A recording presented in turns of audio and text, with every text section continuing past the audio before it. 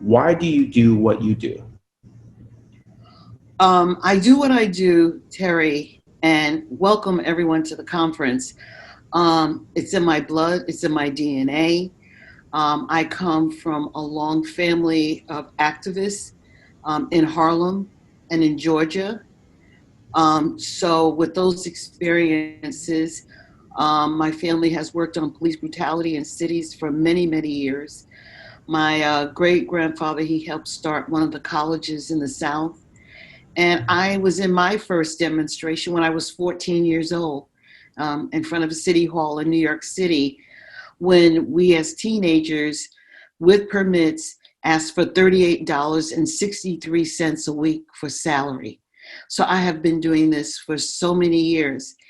And when you're 14 years old and the police, mounted police, come after you with clubs, you could find this on the CBS in the archives.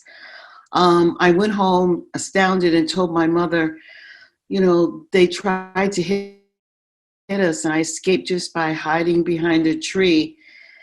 And she said, well, what are you going to do? And I said, I don't know. She says, well, you're going to go back tomorrow. So I have been doing this a long time, going back and going back and going back. That's great. How did you become involved in the work that you're currently doing? Well, with women, it's kind of hard sometimes to establish leadership positions or get your voices, or as we now say, a seat at the table. So I brought my seat to the table here in Exeter, New Hampshire.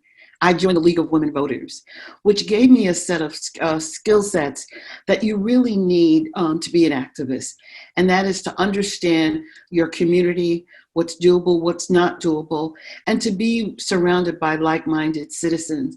So I give all of my credit of 33 years being here in New Hampshire to the League of Women Voters. And so, in that same vein, how do others become involved in just activism in general? Well, I think you may have a message that you want to convey as an individual, but you have to find partners who support you. And you need partners on all different levels, not only neighbor to neighbor, but political leaders and activists, whether it's in industry, which we were able to seek out, those union workers. So you find those like-minded voices and you really begin to discover, and I began to discover that you're never alone in this. The partnerships always make it larger. So I always encourage young people, you can speak out, but you have to find your partners because they will take you there. And not only that, your partners can tell you, well, if you do it that way, it's not going to work. So partnerships save you a lot of work, but you have to learn how to listen as well. And that sometimes is a stumbling block when you're eager to get your message through. But if you work with others and there are lots of people beside you, believe it or not, walking in that same direction, you will get there. And last question, what message do you want to leave the next generation with?